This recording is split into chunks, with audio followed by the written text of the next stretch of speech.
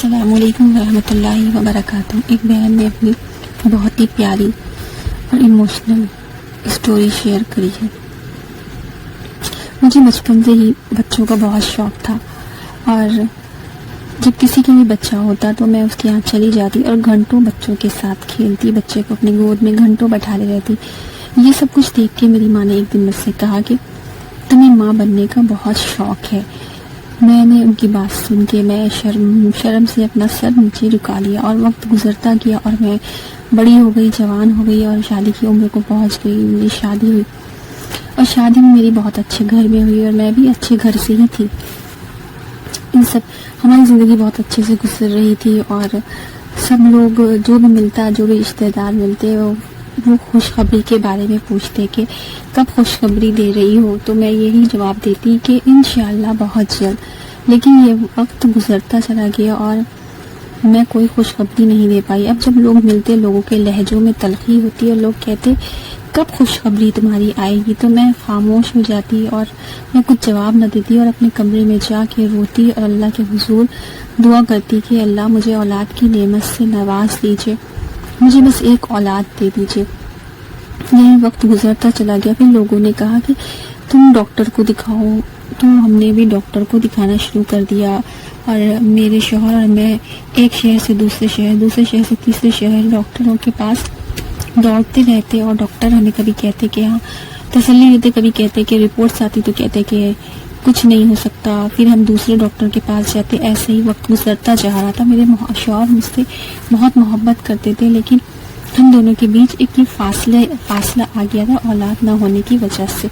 ایک دن ایسا ہوا کہ میرے شوہر میرے پاس آئے اور انہوں نے کہا کہ میں تم سے کچھ بات کرنا چاہتا ہوں۔ پھر بہت دیر خاموش بیٹھے رہے۔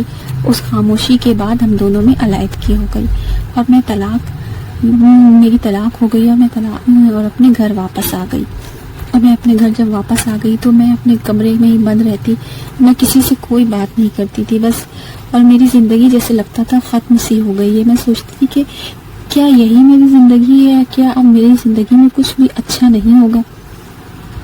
پھر میں کچھ دھیمے میں اپنے وہی روزمرہ کے کاموں پہ آ گئی دھیمے۔ اور پھر ایک دن میرے لیے رشتہ آیا، جب رشتہ آیا تو میں بہت ڈر گئی، اور میں نے ان لوگوں کو سب سچائی بتا دی کہ میری یہ طبی مسائل ہیں کہ میری اولاد نہیں ہو سکتی، اور میں نے استخارہ بھی کیا، اور پھر میری وہاں شادی ہو گئی۔ شادی ہونے کے بعد پھر وہی میرے ساتھ سوالات شروع ہو گئے۔ میں پھر اسی تکلیف سے گزرنے لگی، اور میں اللہ تعالیٰ کے حضور روتی، راتوں میں چپ چپ کے روتی، اللہ سے دعائیں مانگتی، لیکن سب کچھ مسئلہ ویسے ہی تھا۔ پھر سے ڈاکٹروں کے چکر لگنے لگے۔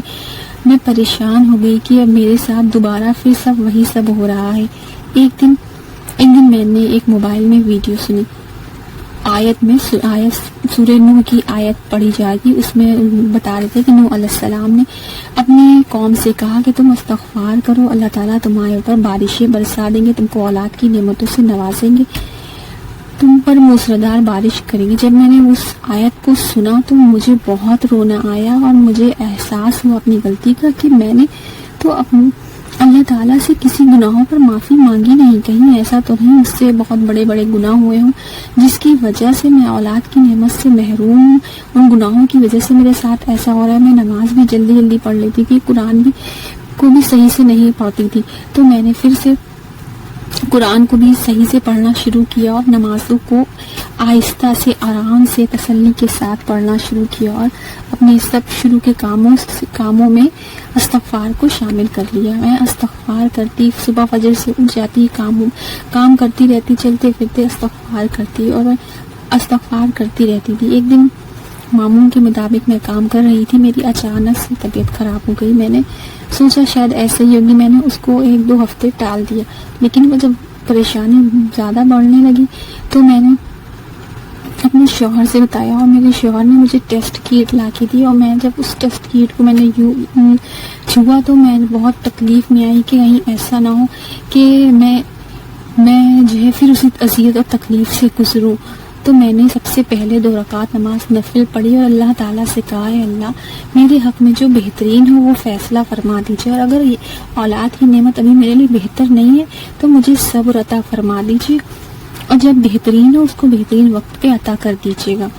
پھر اس کے بعد میں نے اپنی اس ٹیسٹ کیٹ کو یوز کیا۔ جب میں نے اس کو یوز کیا تو میں اس کو دیکھتے حیران رہ گئی، میں سمجھ ہی نہیں پا رہی تھی کہ یہ کیا ہے۔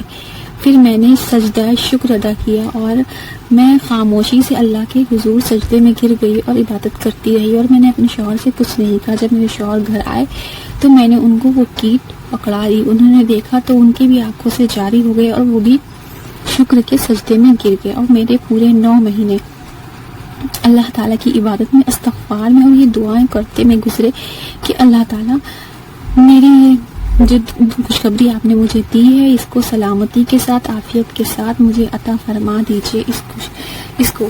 اور میں استغفار بھی کرتی رہی، میں نے استغفار کو چھوڑا نہیں۔ پھر جب وہ 9 مہینے پورے ہوئے تو اللہ تعالیٰ نے جب اس بچے کی آواز میرے کانوں میں رونے کی گئی تب مجھے اپنی وہ راتوں کی رونا یاد آیا۔ جب اس بچے نے میری انگلی پکڑی تو مجھے اپنی راتوں کی نمازیں یاد آئیں، اور مجھے وہ اپنا استغفار یاد آیا کہ اللہ نے میرے استغفار کو قبول کیا، میری توبہ کو قبول کیا اور مجھے اولاد کی نعمت سے نوازا۔ الحمدللہ الحمدللہ۔ میرا آپ سب سے یہی کہنا ہے کہ کوئی مشکل ہو تو اللہ کا سہارا ڈھونڈے، کسی کو سہارا نہ بنائے سوائے اللہ کے، اور اللہ ہی سے مدد مانگے۔